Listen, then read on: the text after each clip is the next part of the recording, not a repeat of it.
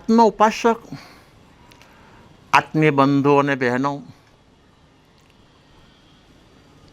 વિચાર મંગલમ ઉચ્ચાર મંગલમ, વિચાર મંગલમ ઉચ્ચાર મંગલમ, આચાર મંગલમ જીવન મંગલમ, આચાર મંગલમ જીવન મંગલમ. વિચાર મંગલમય, ઉચ્ચાર મંગલમય, આચાર મંગલમય. વિચાર એ મન યોગ છે, ઉચ્ચાર એ વચન યોગ છે, તો આચાર એ કાય યોગ છે. વિચારવાણી વર્તન જો શુભમાં છે એ બહારની ક્રિયા છે. મન યોગ, વચન યોગ અને કાય યોગ, યોગની જે ક્રિયા છે બાહ્ય ક્રિયા છે, તો ઉપયોગની ક્રિયા એ આંતરિક ક્રિયા છે. ઉપયોગ જ્ઞાનીનો પણ હોય છે, ઉપયોગ અજ્ઞાનીનો પણ હોય છે. તો અજ્ઞાની જીવાત્મા એના જો યોગો શુભમાં રાખે છે તો એ જીવાત્માને પાપાનું બંધી પુણ્યનો બંધ થાય છે. પુણ્ય બંધાય, પરંતુ અસલી નહીં, નકલી. અને જ્ઞાની જીવાત્મા જો વિચારવાણી વર્તનના યોગને શુભમાં પ્રવર્તાવે છે તો એ જીવાત્માને પણ પુણ્ય બંધાય, પરંતુ પુણ્યનું બંધી પુણ્ય બંધાય છે. એ નકલી પુણ્ય નહીં, અસલી પુણ્ય બંધાય છે. તો અને સ્વભાવ સ્થિરતા રૂપ જો ઉપયોગની ક્રિયા જ્ઞાનીને થાય છે તો નિજરાના ઢગલા થાય છે. આત્માની શુદ્ધિ અને વિશુદ્ધિ ઓર ને ઓર વધતી જાય છે. અને આની અંદર માનવનું શરીર નિમિત્ત છે. તો શરીર કા કબ ક્યાં હો જાય ક્યાં પત્તા. આ ઔદારિક શરીર મળ્યું છે અને એમાં પાછળ માનવના ભવનું મળ્યું છે. તો 15મા સૂત્રમાં વાત આવી છે કે માનવના ભવના ઔદારિક શરીરનો ઉપયોગ શું કરવાનો? અર્હમને ઓળખવાનું, અહમને ઓગાળવાનું અને અર્હમને મળવાનું. નહીં સમજ્યા? જ્યાં સુધી આ જીવાત્મા પોતે પોતાનો અહમ ઓગાળતો નથી ત્યાં સુધી ભાવિનો ભગવાન જે આત્મા અંદર બિરાજે છે એ મને ને તમને મળતો પણ નથી. માનવના ભવનું કામ હોય તો એક જ છે, ચાર સંજ્ઞાની વૃદ્ધિ અને અભિવૃદ્ધિ. તો દરેક ભવમાં સુલભ સુલભ અને સુલભ છે. જે ભવમાં જવું હોય તે ભવમાં જાઓ, ત્યાં ચાર સંજ્ઞા અને ચાર કસાય તો આપણે બધાએ વધાર્યા જ છે. તો માનવના ભવનું મૂલ્ય હોય તો આત્માને ઓળખવું એ જ મૂલ્ય છે. આત્માને ઓળખીને આત્મામાં રહેવાનું છે ને આત્મામાં રમવાનું છે. બસ આટલું જ કામ કરવાનું છે. પરંતુ આ માનવનું જે શરીર છે, ક્યારે એ શરીરનું ક્યારે શું થઈ જાય, આયુષ્ય ક્યારે કોનું પૂરું થઈ જાય અને માનવનો ભવ છૂટતા શરીર છૂટી જાય, એ કાંઈ કહી શકાતું નથી. તો જોજો, આત્માને આ ઘરની અંદર રહેવાની સ્થિતિ ઓછી છે. આગમ દ્રષ્ટિએ બોલું છું. આત્માને આ ઔદારિક શરીરની અંદર રહેવાની સ્થિતિ ઓછી છે. અને જ્યાં આત્માની સ્થિતિ એટલે કે આયુષ્ય પૂરું થાય તરત આત્મા અન્ય ગતિમાં ઉપડી જાય છે. અને શરીરનો ઢાંચો હતો તેમ પાછો રહી જાય છે. હજી શરીરનું પરિવર્તન થયું નથી. જોજો, જ્યાં સુધી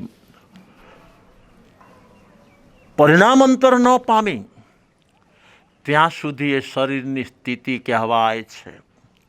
આગમકારોએ 24 દંડકના જીવોમાંથી એક શબ્દ વાપર્યો છે કે 24 દંડકના જીવોનું આયુષ્ય આટલું હોય છે. પૃથ્વીકાયનું આટલું હોય છે, અપકાયનું આટલું હોય છે, તેવકાયનું આટલું હોય છે, ભાવકાયનું આટલું, અરે વનસ્પતિનું આટલું હોય છે, અરે બે ઇન્દ્રિયનું 12 વર્ષનું હોય છે, તે ઇન્દ્રિયનું આટલું હોય છે, ચોરેન્દ્રિયનું 6 માસનું હોય છે.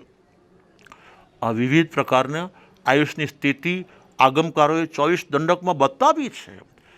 ત્યાં જીવતા જીવ માટે 24 દંડકના જીવો માટે એક આયુ શબ્દ જ વપરાણો છે. ત્યારે પૂદગલ માટે સ્થિતિ શબ્દ પણ વપરાયો છે અને આયુષ શબ્દ પણ વપરાયો છે. ભગવતી સૂત્રની અંદર 2 શબ્દો વપરાયા છે. પૂદગલની સ્થિતિ કેટલી? પરમાણુ તરીકે એકદો સ્વતંત્ર રહે તો કેટલો રહે? તો જગનને એક સમય કહ્યો અને ઉત્તરસ અસંખ્યાત કાળની એની સ્થિતિ છે. એકલો રહી શકે છે અને અસંખ્યાત કાળ પછી એને દ્વિપ્રદેશસ્કંદ થવું જ પડે છે. બીજા હારે મિલન કરવું જ પડે છે, સંબંધ બાંધવો જ પડે છે. તો 2 જોઈન્ટ થયા અને દ્વિપ્રદેશી કહેવાય, 3 જોઈન્ટ થાય તો ત્રિપ્રદેશી, 10 જોઈન્ટ થાય તો 10 પ્રદેશી, અને સંખ્યાત પ્રદેશીનો જથ્થો થાય તો અસંખ્યાત પ્રદેશ સ્કંદ કહેવાય, અને અસંખ્યાત પ્રદેશીનો સ્કંદ થાય તો અસંખ્યાત પ્રદેશ સ્કંદ કહેવાય. એમાં પરમાણુઓ અસંખ્યાતા છે માટે અસંખ્યાત પ્રદેશી સ્કંદ. અને આ શરીરનો જે ઢાંચો છે, મારો ને તમારો જે શરીરનો ઢાંચો છે, એ અનંત પૂદગલ પરમાણુનો સ્કંદ છે. તો એનો સ્વભાવ ભેગું થવું ને વિખરાવું, ભેગું થવું ને વિખરાવું, આ એનો સ્વભાવ છે. અનુભવી આત્મા કહે છે, શરીર કા ક્યા કબ હોગા ક્યા માલુમ હૈ. તો પૂદગલના વિષયની અંદર સ્થિતિ પણ શબ્દ વપરાય છે અને આયુષ શબ્દ પણ વપરાય છે. દાખલો આપું. ભાઈ ખુરશી ઉપર બેઠા છે તો ખુરશીની સ્થિતિ વધુ હોય છે પણ ક્ષેત્ર આયુ એનું ઓછું હોય છે. કેવી રીતે? જે ભાઈ અત્યારે જે જગ્યાએ બેઠેલા છે ત્યાં એ જ જગ્યા ઉપર આ ખુરશી 3 અને 5 દિવસ રહેવાવાળી હમણાં ભાઈ ઊભા થશે અને કોઈને કોઈ જીવાત્મા આ ખુરશીની હેરફેર કરવાના, તો જ્યાં ખુરશીના ક્ષેત્રની હેરફેર થઈ છે એનું ક્ષેત્ર આયુ પૂરું થઈ ગયું. સમજી ગયા છો? એની જગ્યાનું આયુષ પૂરું થઈ ગયું, બીજી જગ્યાએ ચાલી ગઈ, તો એને ક્ષેત્ર આયુષ કહેવાય છે. તો ક્ષેત્ર આયુષ, કાળ આયુષ અને ભાવ આયુષ. જો છો, કાળ આયુષ્ય કરતાં પણ ભાવ આયુષ્ય ઓર વધુ હોય છે. કેવી રીતે? કાળ આયુષ્ય કહેવાય કોને? ખુરશી તરીકે જ રહે તો એ કાળ આયુષ છે. કોઈ ખુરશી મહિનો ટકે, કોઈ વર્ષ ટકે, કોઈ 5 વર્ષ ટકે, છેવટે તો પાછી તૂટી તો જવાની જ છે. તો જ્યાં સુધી એની સ્થિતિ હતી, વર્ષની, 2 વર્ષની, 5 વર્ષની, તો એને કાળ આયુષ્ય કહેવાય છે. અને ભાવ આયુષ કહેવાય કોને? આ પ્લાસ્ટિકની ખુરશીના ટુકડા થઈ ગયા અને ટુકડા આપણી સામે ને સામે જ છે, તો એના વર્ણ, ગંધ, રસ અને સ્પર્શ હજી એવા ને એવા જ છે. કહેવાય શું? ખુરશીના ટુકડા છે. તો ક્ષેત્ર આયુષના બદલે કાળ આયુષ્ય વધુ હોય અને કાળ આયુષથી પણ વધુ ભાવ આયુષ, વર્ણ, ગંધ, રસ ને સ્પર્શ. તો જે જીવા, આ તો બધું પારિભાષિક શબ્દો છે. શરીરનું ક્યારે શું થઈ જશે એ કહેવું મુશ્કેલ છે. તો આગમકારો લખે છે કે આ શરીરનો ઉપયોગ સ્વભાવ ધર્મને પામવા માટે જ કરવાનો છે, તો શરીરના સ્વભાવને સમજવો પણ જરૂરી છે. તો શરીર સ્વ નથી પર છે. ભગવતી સૂત્રમાં મૂળપાઠ મળે છે. ગૌતમ સ્વામીએ પરમાત્માને પૂછ્યું છે, શરીર જીવ છે કે અજીવ છે? તો પરમાત્માએ ફરમાવ્યું છે કે શરીર જીવ નથી, અજીવ છે. તરત ને તરત ગૌતમ સ્વામીએ પરમાત્માને પૂછ્યું છે કે ગુરુ પરમાત્મા, શરીર સજીવ છે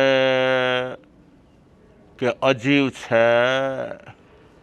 તો પરમાત્માએ કહી દીધું છે કે શરીર સજીવ પણ છે અને નિર્જીવ પણ છે, અજીવ પણ છે. કેવી રીતે? જ્યાં સુધી આત્માએ જે શરીર ધારણ કરેલું હોય અને ધારણ કરેલો આત્મા એ શરીરમાં વિદ્યમાન હોય ત્યાં સુધી એ શરીર સજીવ છે, જીવ સહિત છે. પોતે જીવ છે એમ નહીં, જીવ સહિત છે. આપણે વ્યવહારમાં બોલીએ ને, જે કોથળામાં ઘઉં ભરેલા છે તો એને ઘઉંનો કોથળો કહેવાય છે, બાજરાનો નથી કહેવાતો. તો શા માટે? કે એની અંદર ઘઉં ભરેલા છે. તો અત્યારનું જે શરીર જે છે આત્માએ ધારણ કર્યું છે અને ધારણ કરેલો આત્મા અંદર વિદ્યમાન છે, માટે શરીર સજીવ છે અને અજીવ નથી, જીવ રહિત નથી. અને જો જીવ રહિત થઈ જાય છે, આયુષ્ય પૂરું થતાં આત્મા અન્ય જગ્યાએ ચાલ્યો જાય છે, તો આ શરીરને નિર્જીવ કહેવાય છે, અજીવ નહીં, નિર્જીવ. આગમકારોના એક એક શબ્દો વાંચવા જેવા હોય છે, વિચારવા જેવા હોય છે, ઊંડું ચિંતન કરવા જેવા હોય છે. તો આ શરીર અસલમાં પૂતગલનું બનેલું છે, અનંત પ્રદેશી સ્કંદનું બનેલું છે. પૂતગલની અંદર વર્ણ, ગંધ, રસ અને સ્પર્શ આ 8 ગુણો હોય છે. સ્પર્શ 8, વર્ણ 5 પ્રકારના હોય છે, ગંધ 2 પ્રકારની હોય છે, રસ 5 પ્રકારના હોય અને સ્પર્શ 8 પ્રકારના હોય છે. 8 પ્રકારના સ્પર્શમાંની શીએ, ઉષ્ણે, નિધ્યે ને લુખે, આ 4 સ્પર્શની માત્રા વધઘટ થતી હોય એમાં બંધ થવાની યોગ્યતા છે. દ્વિગુણ અધિક. જો 2 ગુણ અધિક માત્રા હોય, સામેલા 5 ગુણ સ્નિગ્ધ છે અને બીજા સ્કંદ, બીજો પૂતગલ 7 ગુણ સ્નિગ્ધ હોય તો બંધ થઈ જાય છે. દ્વિગુણ અધિક. તો એના નીતિ નિયમ મુજબ પૂતગલની યોગ્યતાના કારણે બંધ થાય છે. પણ આ શરીર મને મળ્યું એની અંદર મારા પરિણામ નિમિત્ત છે, યોગ્યતા એ પૂતગલોની છે. આ શરીર મને મળ્યું, આ પૂતગલો મને મળ્યા, તો એમાં યોગ્યતા એ પૂતગલોની છે, પરંતુ મારા પોતાના પરિણામ નિમિત્ત અને નિમિત્ત છે. પાછા સ્વભાવયુક્ત પરિણામ નહીં, વિભાવના પરિણામ આમાં નિમિત્ત અને નિમિત્ત છે. અને એ પૂતગલ જોડાયા, પરમાણુનો સ્કંદ બન્યો. એની પાછળ અસલ ઉપાદાન એનું છે, અને એમાં જીવ નિમિત્ત હોઈ શકે છે, અન્ય છે. પૂતગલમાં હું નિમિત્ત બન્યો છું અને મારામાં એ નિમિત્ત બન્યો છે. તો પરંતુ યોગ્યતા બંનેની અલગ અલગ છે. આ રીતે શરીર સ્વ નથી, પર છે, પૌદ્ગલિક છે, અને પૂતગલનો સ્વભાવ સડન પડન અને વિધ્વંસનનો છે. આત્માનો સ્વભાવ અવિનાશી અને અવિનાશી છે. શરીરનો સ્વભાવ વિનાશી વિનાશી અને વિનાશી છે. આત્મા નિત્ય છે, શરીર અનિત્ય છે. આત્મા ધ્રુવ છે, શરીર અધ્રુવ છે. આત્મા અવિનાશી છે, શરીર વિનાશી વિનાશી ને વિનાશી છે. ક્યારે છૂટી જશે એ કોઈને ખબર નથી. માટે દરેક બંધુ અને બહેનોએ સ્વભાવ ધર્મ તરફ વળવું જરૂરી છે. અંદર માટે સ્વભાવ ધર્મ અને બહાર માટે ત્યાગ ધર્મ. આસક્તિ તોડવી છે ને છોડવી છે તો સ્વભાવ ધર્મનું શરણું સ્વીકારવું જરૂરી છે.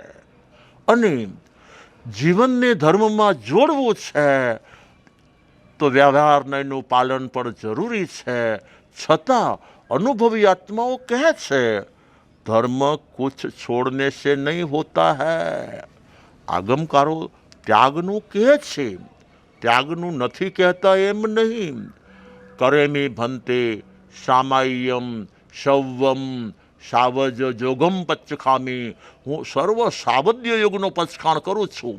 જોજો, ઉપયોગના પચખાણ કરું છું ન કહ્યું, સાવદ્ય યોગના.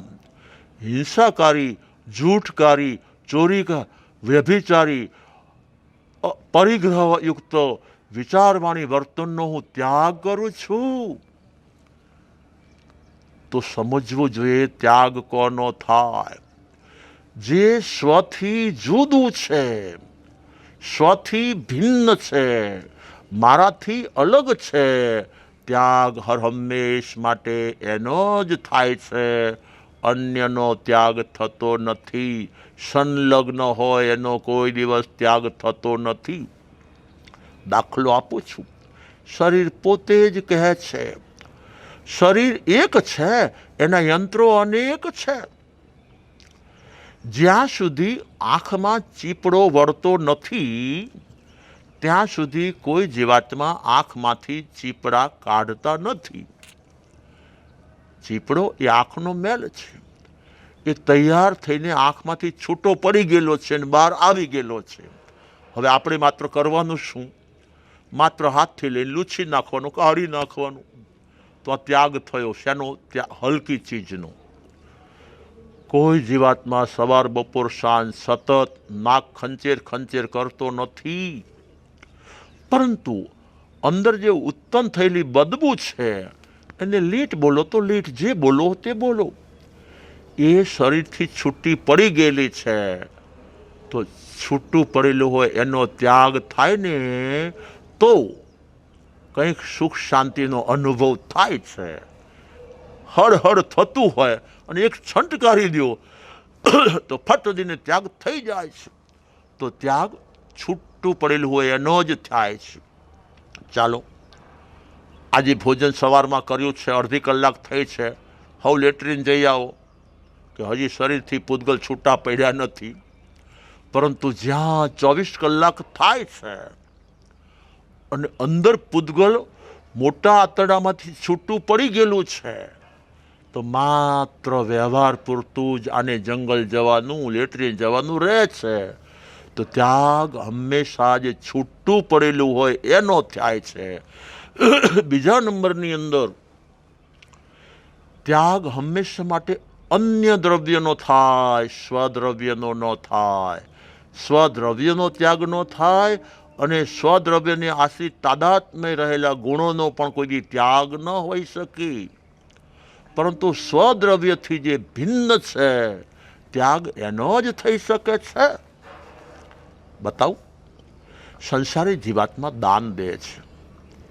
5 રૂપિયાનું દાન, 25 રૂપિયાનું દાન, 50નું, 500નું, 5 લાખનું દાન, અરે 10 લાખ ને 15 લાખ ને 51 લાખનું દાન, અરે 1 કરોડ ને 1.25 કરોડનું દાન. તો વ્યવહાર દ્રષ્ટિએ કહેવાય છે કે આ રૂપિયા મારી માલિકીના છે. પણ અસલમાં તો આપણાથી છૂટા છે કે સંલગ્ન છે? તો કે છૂટા જ છે. તો એને ભાવ ઉત્પન્ન થયા છે. ત્યાગના ભાવ ઉત્પન્ન થાય બહુ જ સારું છે. પરંતુ જે આપણાથી અલગ છે એનું 5 પછી 50 લાખ કરોડ આદિ હવા કરોડ પણ દાન દઈ શકાય છે.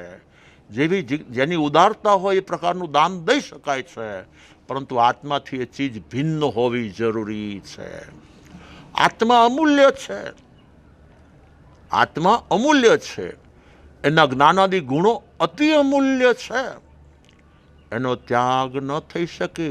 સંસારી જીવાત્માને સમજાવવા માટે તમે 5 પછી 50 લાખનું દાન કરો છો તો તમે આટલા બધા દાનેશ્વરી છો, તો શરીરની ઉપલી ચામડીનો ત્યાગ કરો ને. કે ગુરુદેવ એ તો સંલગ્ન છે, સંલગ્ન છે, સંલગ્ન છે, એનો ત્યાગ હું કેવી રીતે કરી શકું? ન થઈ શકે.